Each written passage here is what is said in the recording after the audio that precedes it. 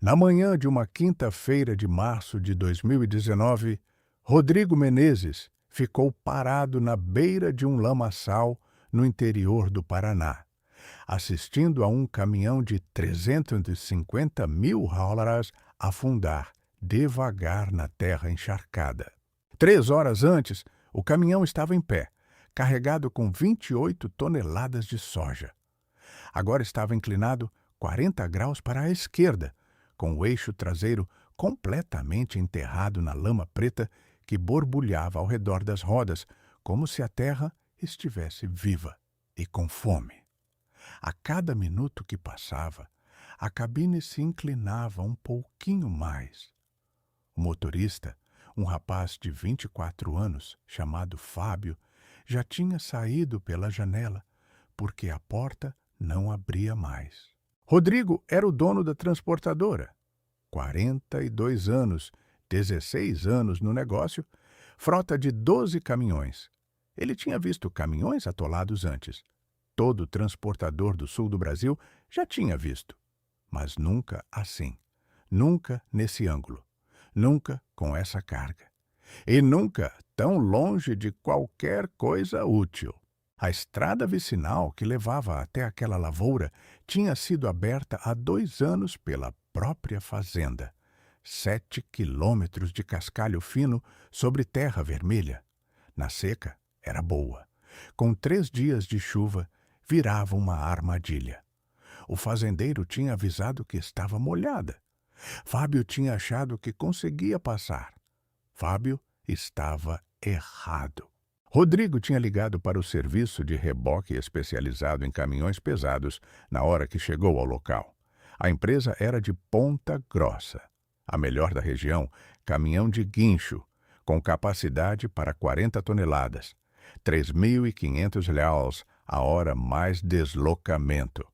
Eles chegaram 2 horas depois, olharam para o caminhão atolado e começaram a trabalhar com a confiança de quem já fez isso centenas de vezes.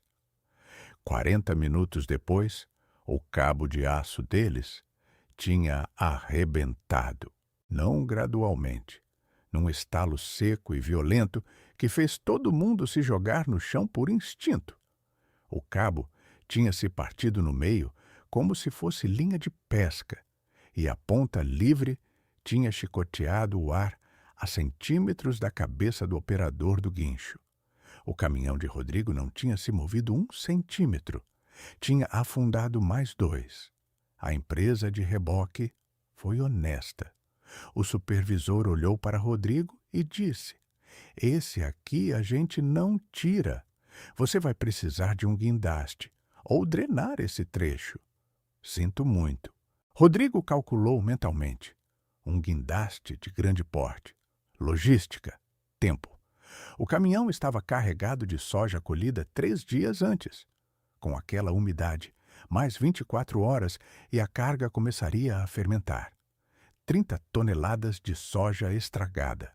Somado ao caminhão inutilizado, a perda do contrato, as horas paradas de toda a operação.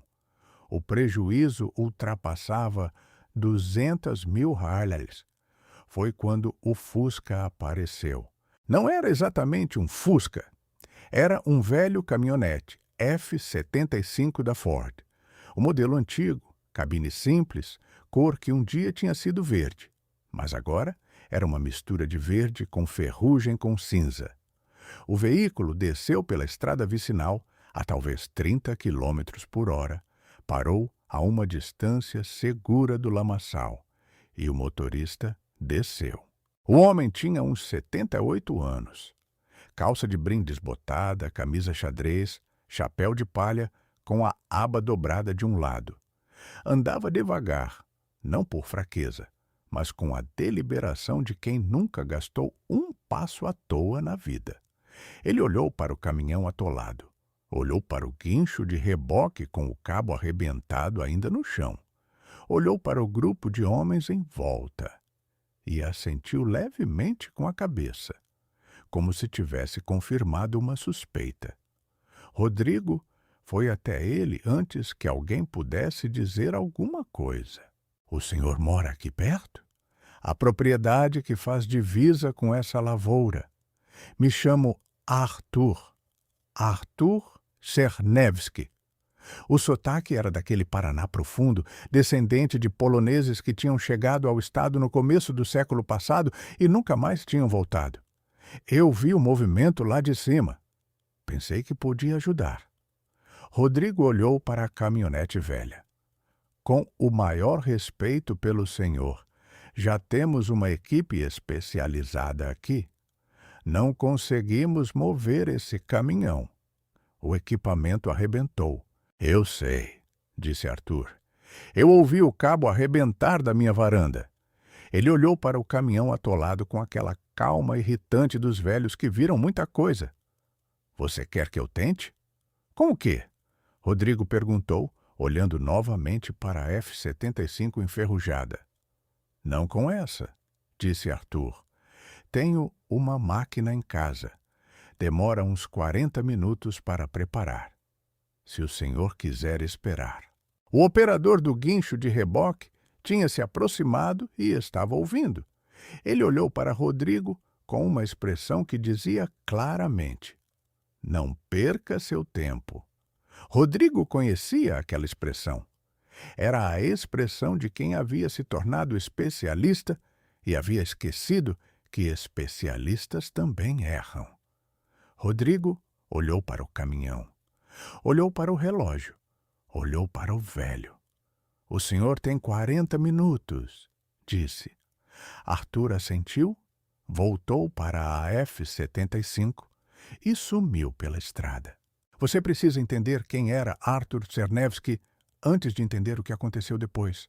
Filho de Stanisław Czernewski, neto de Bogdan Czernewski, que tinha chegado ao Paraná em 1921 com uma mala, uma esposa e uma promessa de terra. Os Czernewski tinham derrubado Mata Virgem, arrancado toco, plantado onde não tinha nada. 3 gerações de gente que aprendeu que a terra não perdoa preguiça e não se impressiona com tecnologia. Arthur tinha começado a trabalhar na roça aos 8 anos. Tinha operado o primeiro trator da família aos 12. Aos 18, já entendia de mecânica melhor do que qualquer técnico que visitava a região. Não porque tinha estudado, mas porque, quando uma máquina quebra a 200 quilômetros do mecânico mais próximo, você aprende a consertar ou perde a colheita. Em 1968, o pai de Arthur tinha comprado um trator Valmet 88, fabricado no Brasil, motor a diesel de 4 cilindros, 88 cavalos de potência. Era o orgulho da família, a máquina mais potente que um Czernewski tinha operado até então. Arthur tinha aprendido cada parafuso daquele motor. Tinha desmontado e remontado o bloco 2 vezes. Conhecia o som que o motor fazia quando estava bom e o som que fazia quando algo estava errado. Quando o pai morreu em 1987, Arthur herdou a fazenda e o Valmet. Quando os filhos cresceram e quiseram tratores modernos computadorizados, com ar-condicionado na cabine e GPS integrado, Arthur não reclamou. Comprou os tratores novos para eles, mas o Valmet ficou. Os filhos tinham rido. Pai, isso aí é sucata. Não é sucata. Arthur tinha respondido. É uma ferramenta. E uma ferramenta que funciona não se joga fora. Ele mantinha o Valmet em funcionamento. Trocava o óleo, regulava as válvulas, ajustava a injeção. Uma vez por mês, ligava o motor só para manter tudo lubrificado. Os filhos achavam que era sentimentalismo de velho. Arthur sabia que era outra coisa. Era o respeito por uma máquina que tinha sido construída para trabalhar de verdade. De volta ao lamaçal, os 40 minutos passaram. O operador do reboque tinha usado esse tempo para tentar mais uma vez com o guincho, preso agora a uma árvore mais sólida. Resultado: a árvore cedeu antes do caminhão se mover. O caminhão tinha afundado mais 3 centímetros. O fazendeiro tinha chegado e estava parado de braços cruzados com aquela expressão de quem quer dizer: eu avisei, mas está contendo o impulso. Rodrigo estava no telefone com um serviço de guindaste de Curitiba quando ouviu o motor. Era um som que não combinava com nada presente naquela cena. Não era o ronco grave de motor turbinado. Não era o barulho eletrônico dos tratores modernos.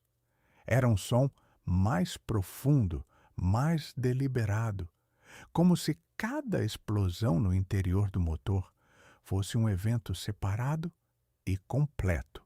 Um ritmo constante e inabalável. Chug, chug, chug, que você sentia no peito antes de ouvir com os ouvidos. O Valmet 88 apareceu na curva da estrada vicinal.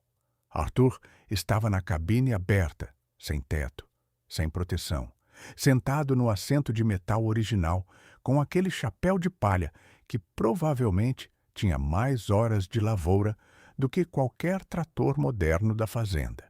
A máquina avançava devagar, muito devagar, mas avançava com uma solidez que era quase desconfortável de observar, como se nada no mundo pudesse fazê-la parar.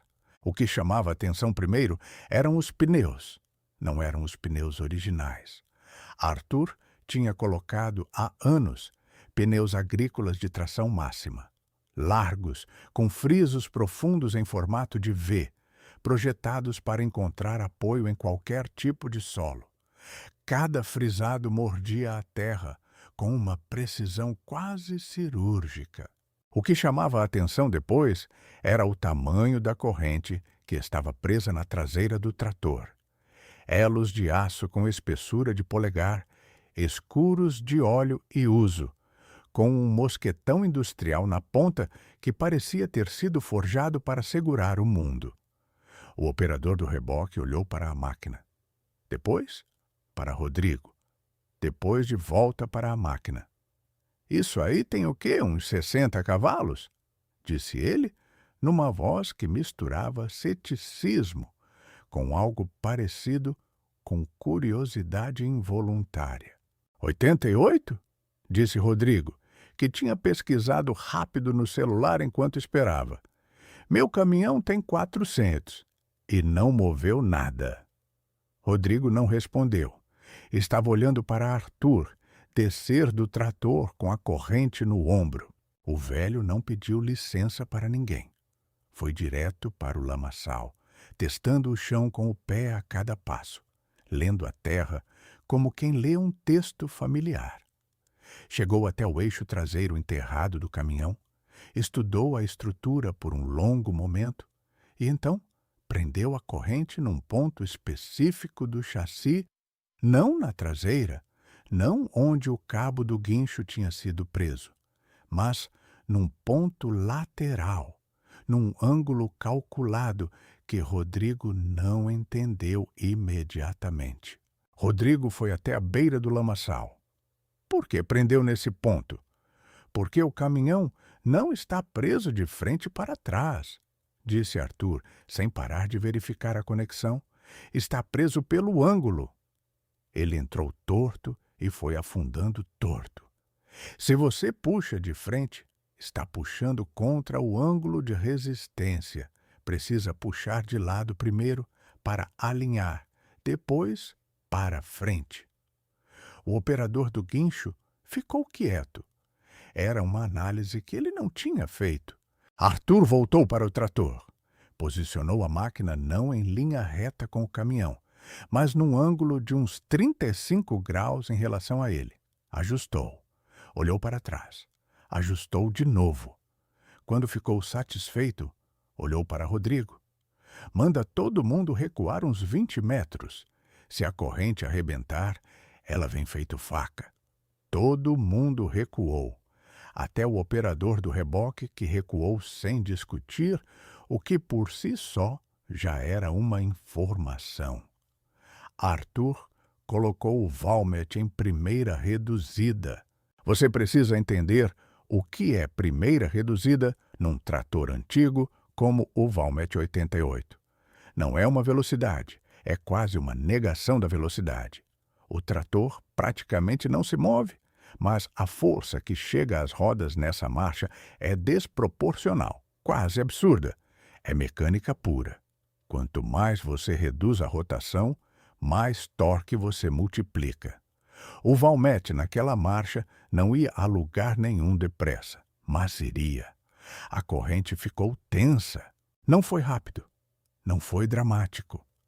A corrente foi ficando tensa gradualmente, com aquele som baixo de metal sob pressão que você sente na nuca antes de processar com a razão. Os pneus do Valmet começaram a trabalhar. Não giraram em falso. Não derraparam. Os frisos em V encontraram a terra compactada abaixo da lama, milímetro por milímetro, e seguraram.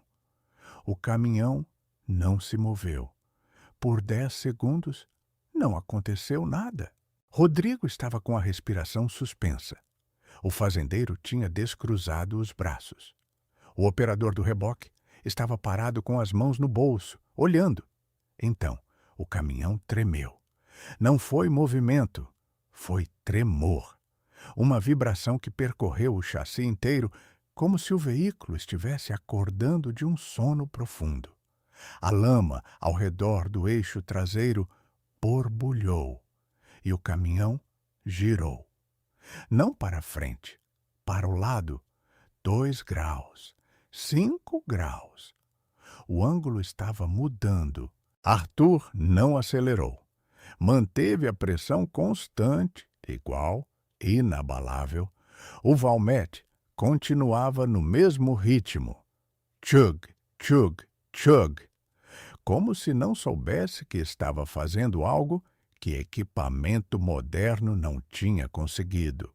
Com 10 graus de rotação lateral, a resistência mudou de caráter. A terra que segurava o caminhão estava configurada para aquele ângulo específico. Com um ângulo diferente, a presa era outra. Arthur percebeu isso antes que qualquer instrumento pudesse medir. Parou, desconectou a corrente, reposicionou o Valmet agora em linha mais direta com a traseira do caminhão. Reconectou. Ninguém disse uma palavra. Segunda puxada, mesma primeira reduzida, mesma pressão gradual.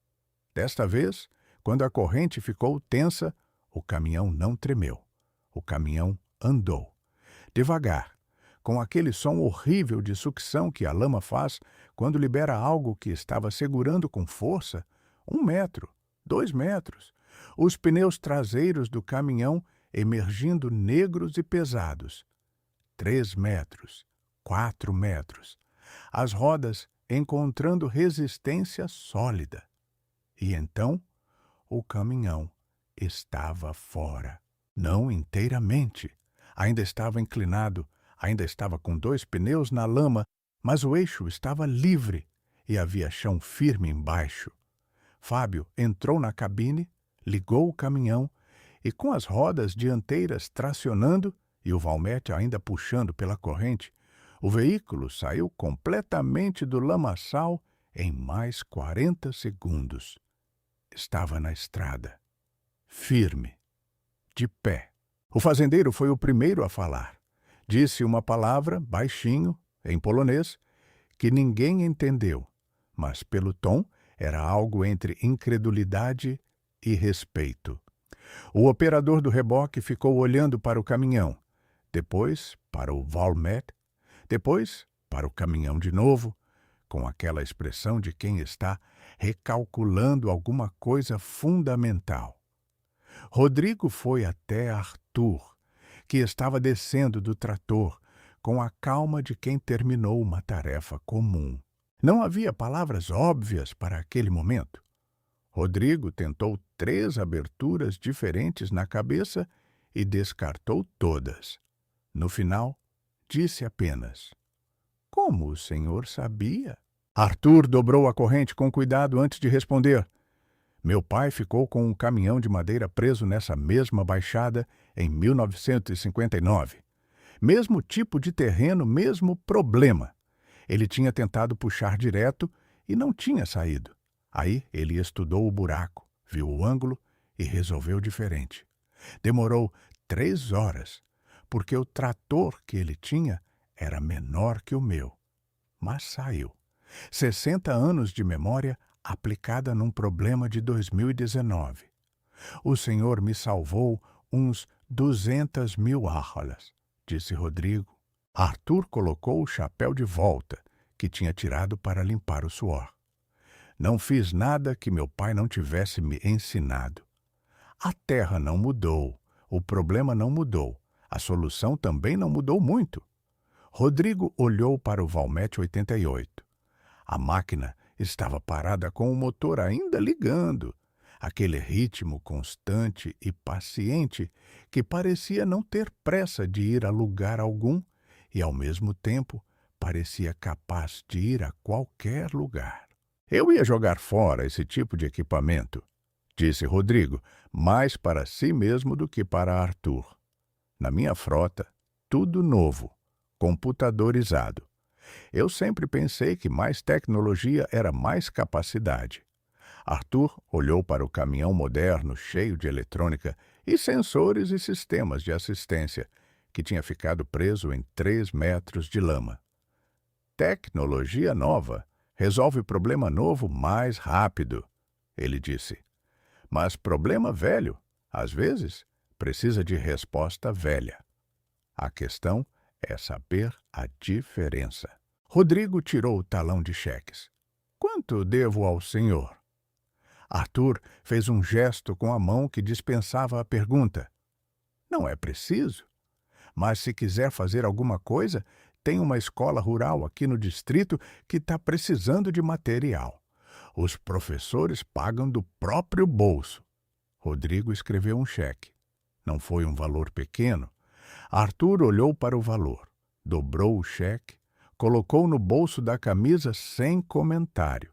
A história se espalhou do jeito que histórias se espalham no interior. Sem internet, sem viral, sem engajamento. De boca em boca, numa velocidade que a tecnologia ainda não conseguiu superar quando a história é boa o suficiente. Em 2 semanas, todo transportador que rodava naquelas vicinais sabia o que tinha acontecido. Em 1 mês, um repórter de um jornal regional tinha ido até a fazenda dos Czernewski.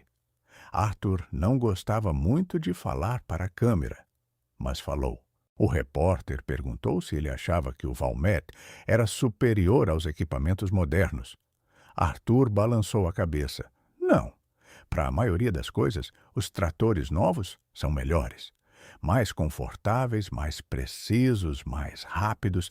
Mas para esse tipo de serviço específico, esse trator específico, operado do jeito certo, ainda não tem o que faça melhor.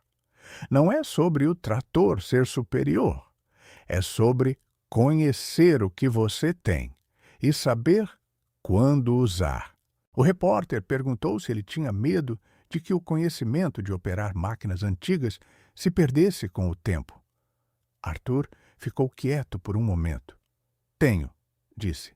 Meu filho mais velho sabe operar esse trator. Meu filho mais novo sabe mais ou menos. Meu neto mais velho nunca subiu nele. Quando eu não estiver mais aqui, essa máquina vai provavelmente virar enfeite de fazenda, se não virar sucata. E junto com ela, vai o conhecimento de como usar ela de verdade.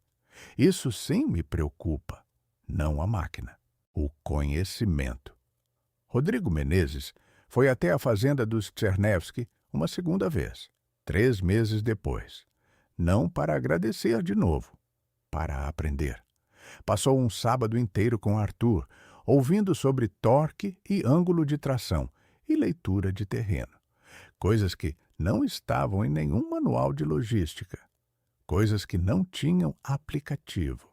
No ano seguinte, quando Rodrigo comprou 2 tratores novos para ampliar a operação, Comprou também um Valmet 88, que encontrou num anúncio de fazenda desativada no interior de São Paulo. A máquina estava em mau estado, mas ainda funcionava. Rodrigo contratou um mecânico que Arthur indicou, um homem de 65 anos que tinha trabalhado com esses motores a vida toda, para fazer uma revisão completa. A máquina ficou boa. Rodrigo a mantém hoje na garagem da sede da transportadora entre os caminhões novos. Os funcionários mais novos acham graça. O que é isso, seu Rodrigo? É uma ferramenta, Rodrigo responde. E uma ferramenta que funciona não se joga fora. Arthur Czernewski tem 83 anos hoje. Ainda mora na mesma fazenda. Ainda liga o Valmet uma vez por mês. Os filhos pararam de rir faz tempo. Sabem que o velho tem razão sobre algumas coisas e essa é uma delas. A baixada onde o caminhão afundou ainda existe. Com chuva forte, ainda alaga. Vez ou outra, algum motorista ainda tenta passar quando não devia. Quando isso acontece, alguém liga para a fazenda dos Czernewski. Arthur pega o chapéu de palha, sobe no Valmet e vai resolver. Sempre vai.